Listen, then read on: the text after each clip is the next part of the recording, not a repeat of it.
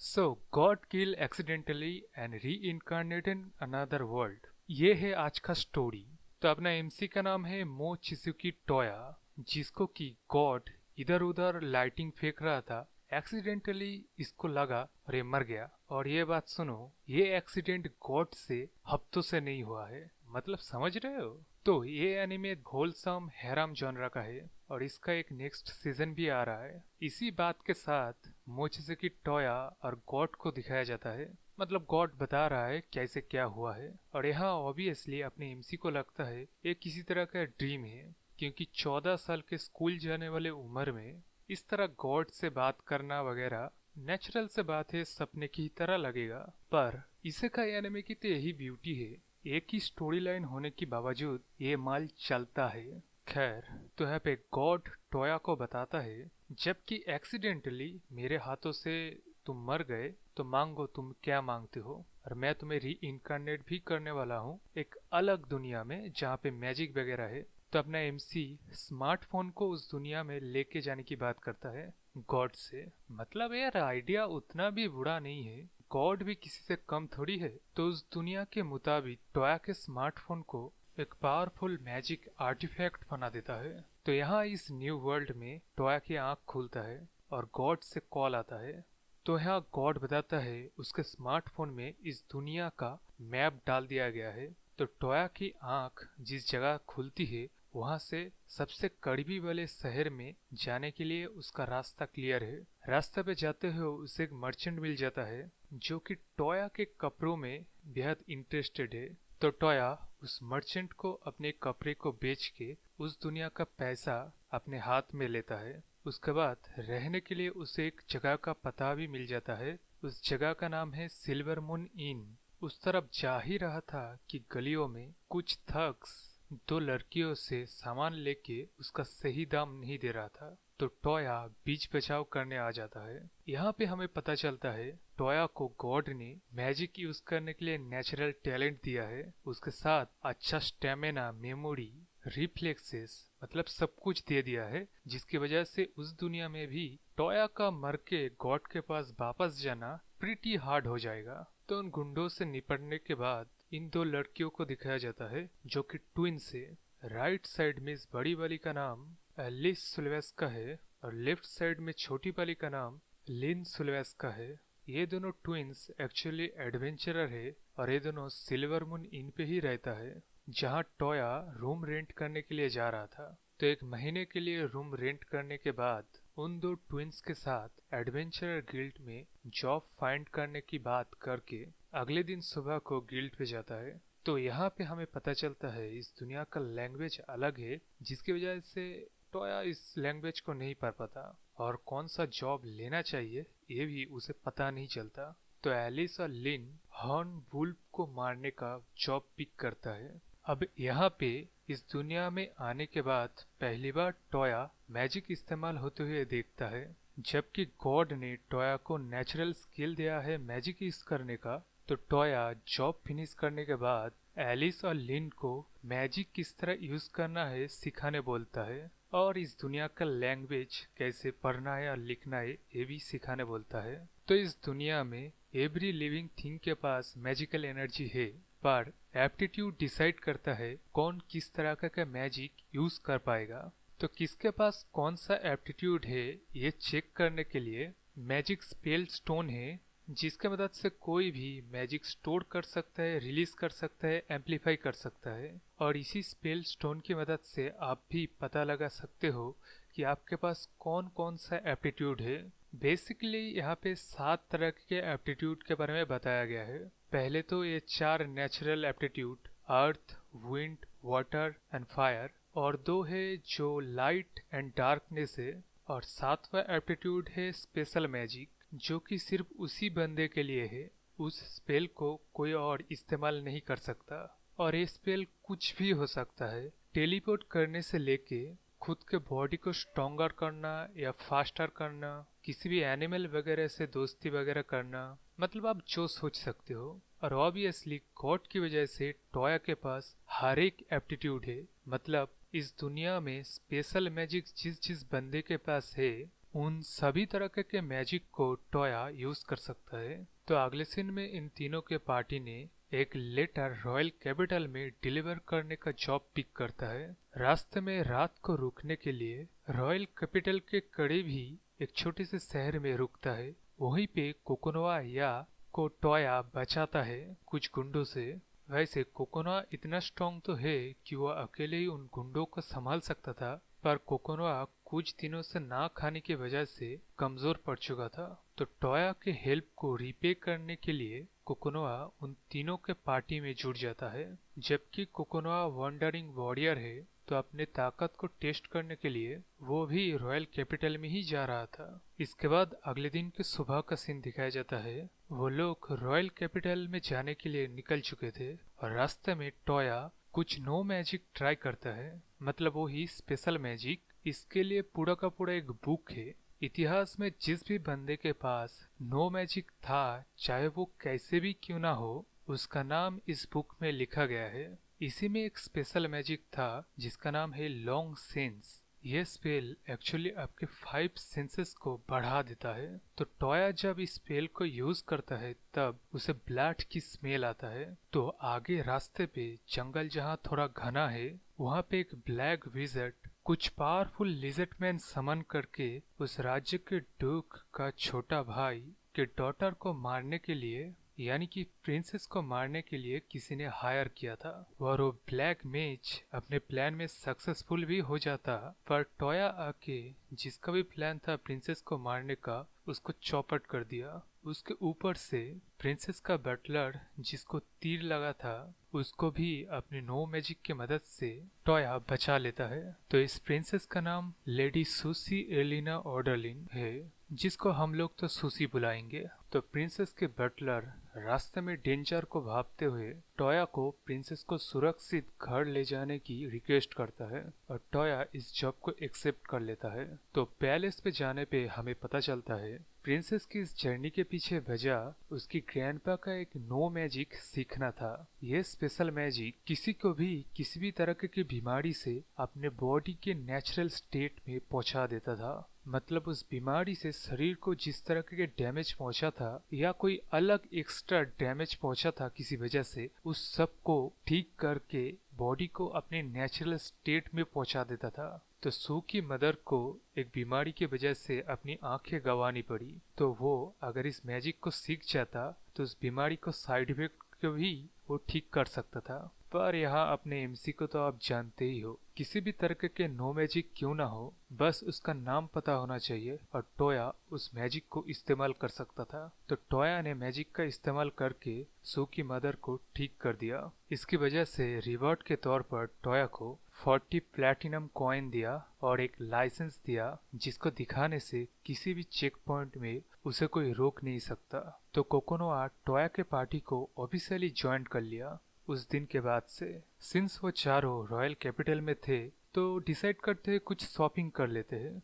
तो यहाँ पे टोया एक सफेद इंचेंटेड कोट खरीदता है जो कि काफी पावरफुल है। इसके बाद कुछ दिनों के बाद का सीन दिखाया जाता है। टोया की पार्टी कैपिटल के गिल्ड से एक जॉब पिक करता है। ये जॉब था ओल्ड रॉयल कैपिटल के रूइंस में जाके एक ब्लैक नाइट को मारने का।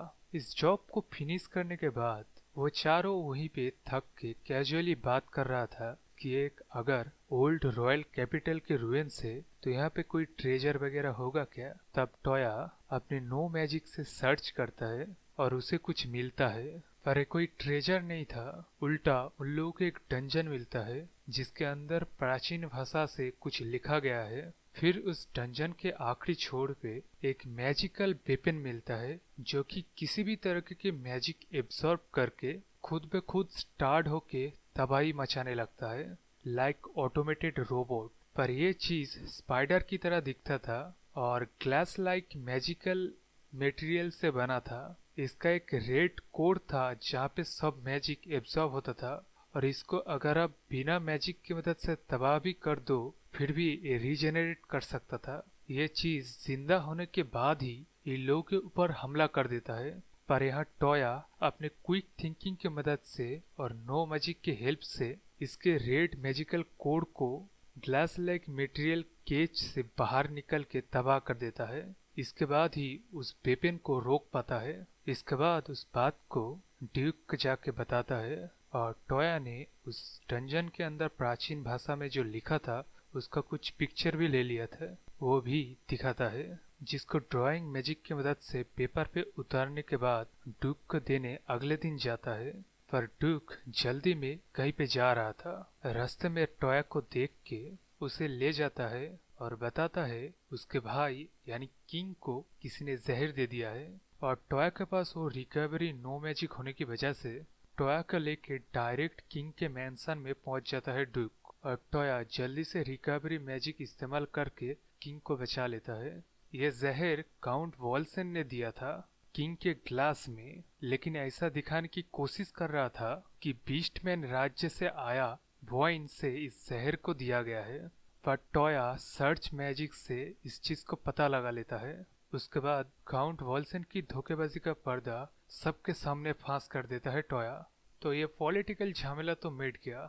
इसके बाद टोया के साथ जब किंग बात करने जाता है तब यूमिना यानी कि इस राज्य के प्रिंसेस टोया को मिस्टिक आई ऑफ इंट्यूएशन से जज करके एक अच्छा आदमी पाता है। तब प्रिंसेस यूमिना किंग से बताता है कि वो टोया से शादी करेगा और किंग भी मान जाता है। और ऐसा क्यों ना हो, टोया एक ऐसा मैजिशियन है जो कोई भी मैजिक इस्तेमाल कर सकता है। इसके ऊपर से मिस्टिक आई की वजह से वो एक अच्छा आदमी है ये भी पता चलता है। तब किंग इस रिश्ते के लिए मान जाता है। तो ड्यूक के साथ बात करने के लिए जाके 6 घंटे बाद इंगेज होके टोया वापस आ जाता है। ये न्यूज की वजह से उन तीनों को तो एक झटका लगता है, पर यहाँ यूमिना उनके पार्टी में शामिल भी हो जाता है। तो यहाँ प्रिंसेस भी बचपन से मैजिक सीखता आया है और ऐसा वैसा मैजिक नहीं, समनिंग मैजिक। तो टोया के पार्टी ने किंग एप को मारने का मिशन एक्सेप्ट किया और वहाँ पे ये समनिंग मैजिक पहली बार देख के टोया भी प्रिंसेस से सीखने बोलता है। तो वो लोग मिशन को कंप्लीट करके वापस आने के बाद प्रिंसेस टोया को ये समनिंग मैजिक सिखाता है। पर अपना एमसी यहाँ पे किसी मैजिक बीस्ट को समन करने की बजाय एक हेवनली बीस्ट को समन कर लेता है जो कि है व्हाइट मनार्क। उसके बाद इस सफेद टाइगर बीस्ट के साथ टोया पैक बना लेता है। इसके लिए उस बीस्ट को एक नाम देता है कोहाकू। तो कोहाकू टोया के साथ हमेशा रहने की रिक्वेस्ट करता है। तो टोया ना बोलने ही वाला था, पर कोहाकू अपने एक छोटे फॉर्म में आ जाता है जिसकी वजह से टोया हाँ बोल देता है। इसके बाद लिन एक ancient magic call bubble bomb सीखने के लिए टोया की हेल्प लेता है। इस एंशिएंट मैजिक को टोया की मदद से जल्द ही लिन सीख भी जाता है। इसके बाद रॉयल पैलेस से टोया के लिए खत आया है किंग को बचाने के लिए और कौन धोखेबाज है ये पता लगाने के लिए उसको एक रिवॉर्ड दिया जाएगा। तो रिवॉर्ड था तो नाइटहुड, पर टोया इसको डिक्लाइन करने के बाद उसे एक मेंशन रिवॉर्ड के तौर पे दिया जाता है। अब यहाँ गृह प्रवेश करने के बाद उन 4 लड़कियों को टोया अपनी फैमिली बताता है। तो वो लोग तो शर्मा जाते हैं, पर टोया को अंदाजा नहीं उसने क्या कहा। अगले सीन में वो चारों पूछने भी आता है, पर यहाँ टोया उन चारों को ये बोलता है कि उन चारों को ही वो एक जैसे ही ट्रीट करेगा। इसके बाद अगले सीन में दिखाया जाता है ड्यूक टोया से मिलने आया है और एक जॉब रिक्वेस्ट भी करता है किंगडम ऑफ मिसमीट, यानी कि वो बीस्टमैन के राज्य से किंग अलायंस के लिए इस राज्य में डिस्कस करने जाएगा। इसीलिए टोया गेट मैजिक की मदद से किंग को डायरेक्ट टेलीपोर्ट करके बीस्टमैन राज्य के रॉयल पैलेस में पहुंचा देने का है। पर यहाँ गेट मैजिक को इस्तेमाल करने के लिए टोया को पहले उस जगह को देखना पड़ेगा। इसके लिए बीस्टमैन राज्य में पहुंचने के लिए टोया और उसके पार्टी बीस्टमैन राज्य के लोगों के साथ जाने के लिए तैयार हो जाता है। तो कुछ दिनों के ट्रैवल के बाद एल्ट विलेज के करीब ही वो लोग कैंप लगाते हैं रात तक के लिए। वहीं पे एक ब्लैक ड्रैगन आके एल्ट विलेज में रैम्पेज स्टार्ट कर देता है, अपने आग से सब कुछ जलाने लगता है। तब टोया और कोहाकू मिलके उस ड्रैगन को जंगल में लाके थोड़ी देर लड़ने के बाद टोया उस ड्रैगन को मार देता है। इसके बाद गांव वालों को इस ड्रैगन के यूजुअल पार्ट को डोनेट कर देता है इसके रैम्पेज की वजह से जो नुकसान हुआ है उसकी भरपाई के लिए। और गांव वालों ने एज अ थैंक्स उस ड्रैगन के फैंग जो कि एक ऐसा मटेरियल है हल्का होने के साथ बेहद मजबूत भी है, तो इस ड्रैगन फैंग को गिफ्ट करता है। इसके बाद रॉयल कैपिटल ऑफ मिसमिट के रॉयल पैलेस को दिखाया जाता है और टोया और उसके पार्टी को भी। तो टोया एक ड्रैगन स्लेयर होने की वजह से मिसमिट राज्य के किंग टोया को एक फ्रेंडली स्पारिंग के लिए चैलेंज करता है, क्योंकि मिसमिट के किंग के पास एक अमेजिंग मैजिक है कॉल एक्सेल। ये वाला नो मैजिक जो इस्तेमाल करता है उसके स्पीड को बेहद ही बढ़ा देता है और किंग को 1-on-1 लड़ने में बहुत मजा आता है। इस वजह से टोया भी इस चैलेंज को एक्सेप्ट कर लेता है। यहाँ पे एक अच्छा मैच दिखाया जाता है। टोया के बहुत सारे स्पेशल मैजिक के ऑपोजिट किंग के पास एक्सपीरियंस है और एक अमेजिंग मैजिक भी है, पर टोया उस एक्सेल मैजिक को कॉपी करके किंग को हरा देता है। इसके बाद अगले सीन में दिखाया जाता है रॉयल बैंक्वेट में टोया थक के एक जगह बैठता है। तब एक स्टफ टॉय आके टोया को रॉयल पैलेस में रहने वाली एक फेरी के पास ले जाता है। तो इसका नाम लिन है, जो कि फेरी फोक का एल्डर है और इसकी उम्र 612 ईयर्स है। तो लिन टोया को एक अमेजिंग मैजिक सिखाता है प्रोग्रामिंग नाम से। एक ऑटोमेटिक टास्क है जो कि क्राइटेरिया मिलने पे ऑटोमेटिक एक्टिवेट हो जाता है। तो टोया इस मैजिक को पहली बार इस्तेमाल होते हुए देख के सीख जाता है। तो वो फेरी टोया के ऊपर इंटरेस्टेड हो जाता है और उसे अपना स्टूडेंट बनाना चाहता था, पर टोया वहाँ से भाग जाता है। उसके बाद अगले दिन की सुबह को दिखाया जाता है। टोया उस ड्रैगन फैंग से मॉडल और प्रोग्रामिंग मैजिक की मदद से एक ऐसा गन बनाता है जिसका बुलेट खाली होने पे तुरंत ही नए बुलेट ऑटोमेटेड आ जाते हैं। उसके साथ ये गन एक स्वॉर्ड में भी बदल सकता है। मैजिकल वर्ल्ड में magical gun, not so bad I guess. तो मिसमिट से टोया और उसके पार्टी काम हो जाने के बाद गेट मैजिक से वापस आ जाता है। उसके बाद कुछ दिन बीत जाता है और लिन शार्लेट को लेके टोया से मिलने आता है। यहाँ पे वो लोग उसी ग्लास लाइक ऑटोमेटेड मॉन्स्टर के बारे में डिस्कस करते हैं। पहले तो इनके एंसेंट हिस्ट्री में ये बताया गया है कुछ डीमन है जो इस वर्ल्ड को तबाह करना चाहता है। उनके बारे में दो ही चीज कॉमन है कि उनके लाल आंखें हैं और उनके बॉडी के आर पार देखा जा सकता है, जस्ट लाइक वो ग्लास टाइप मटेरियल से बना वो स्पाइडर मॉन्स्टर था। इसके बाद लिन बताता है उसने भी कुछ दिनों पहले मिसमिट के गांव में ये देखा गया है आसमान क्रैक करके एक चीज आया जो सब कुछ तबाह कर रहा था। तो लिन उस चीज के बारे में रिसर्च कर रहा है और उसका एक स्केच भी दिखाता है टोया को। यहाँ पे सबसे बड़ी बात तो ये है कि ये मॉन्स्टर एक्चुअली एंसेंट हिस्ट्री में बताया गया वो डीमन की तरह है। ऑल्दो एक स्ट्रॉन्ग थ्योरी है, पर बात करने से ये सब कुछ सॉल्व नहीं हो जाएगा। तो टॉपिक चेंज करते हुए लिन पूछता है कि टोया अपने गेट मैजिक इस्तेमाल करके कहीं पे भी जा सकता है क्या। तो टोया बताता है उसे वहां जाने के लिए पहले वो जगह देखना पड़ेगा। तो लिन बताता है कि वो किसी के मेमोरी देख के भी वो जगह पे जा सकता है। तो यहाँ पे लिन एशियन कंट्री में एक एंशिएंट रुइन है वहाँ पे जाना चाहता है, जबकि कोकोनोआ एशियन कंट्री से है। तो टोया कोकोनोआ की मेमोरी देख के गेट मैजिक के मदद से कोकोनोआ के होम कंट्री आयोलाडो में चुटकियों में ले जाता है। तो इन रुइंस को निरुआ रुइंस बोला जाता है। तो यहाँ पे कोकोनोआ बताता है उसकी फादर इन चीजों के बारे में जानते होंगे। तो पहले कोकोनोआ उसके फादर से मिलने घर जाता है, पर यहाँ टोकुगावा क्लैन से वॉर चल रही है टाकेडा क्लैन से। तो वो लोग जहाँ लड़ाई चल रही है वहाँ पे जाते हैं, पर यहाँ का सिचुएशन टाकेडा क्लैन जीत रहा है क्योंकि उसके पास एक ज़ॉम्बी लाइक अनडेड आर्मी है जिसको कि टोया कुछ ही मिनटों में हरा देता है और वहाँ पे जिन जिन लोगों को चोट लगी थी उन लोगों को भी हील कर देता है। तब टोकुगावा क्लैन के हेड इन लोगों से मिलने आता है। यहाँ पे वो लोग डिस्कस करते हैं किस तरह किसी आर्टिफैक्ट की मदद से इतने बड़े आर्मी को संभाला जा सकता है। इस थ्योरी के बाद आगे का प्लान क्या होगा इस बारे में बात चल ही रहा था कि तभी टाकेडा क्लैन से एक स्पाई आके उन लोगों को बताता है कि ओयोकाडा नाम के एक मेज ने सबको मार के ये आर्मी बनाया है और सारे लॉर्ड को जेल में बंद कर दिया है। ये स्पाई टोकुगावा क्लैन से हेल्प मांगने आता है। तब टोया और लिन मिल के सारे लॉर्ड को जेल से छुड़ा के ओयोकाडा से लड़ने जाते हैं। तो ओयोकाडा सच में एक आर्टिफैक्ट की मदद से ये सब कुछ कर रहा था, तब टोया उस आर्टिफैक्ट को वोकाडा से छीन के तबाह कर देता है। तब वोकाडा भी धूल में बदल जाता है और ये लड़ाई वो लोग जीत जाते हैं। तो इस सब के बाद उन लोगों को फाइनली पता चलता है कि निरुआ रुइंस कहाँ पे है। तो ये रुइंस समंदर के अंदर छुपा हुआ है।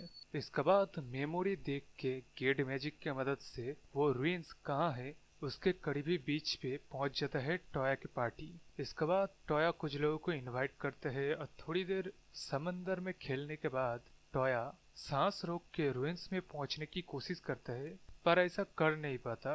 तब कोहाकू सजेस्ट करता है टोया को ब्लैक मोनार्क को समन करना चाहिए, जो कि वाटर की एंटिटी है। तब टोया ब्लैक मोनार्क को समन करके उसके साथ पैक बना के उन रुइंस पे जाता है। तो ये रुइंस को इस तरह डिजाइन किया गया है कि जिस व्यक्ति के पास सभी एलिमेंट के एफिनिटी होगा वही इस रुइन को एक्टिवेट कर पाएगा, जैसे कि टोया। तो इस तरह टोया एक ह्यूमनॉइड गोलन पाता है, आसमान में तैरता हुआ आइलैंड पाता है जिसका नाम बेबीलोन है, और इसका 9 भाग भी है जिसको टोया आगे ढूंढेगा। इस दुनिया में टोया का तो एडवेंचर ऐसे ही चलता रहेगा। अब बताइए वीडियो कैसा लगा? लाइक शेयर एंड कमेंट जरूर करना एंड सब्सक्राइब कर लीजिए।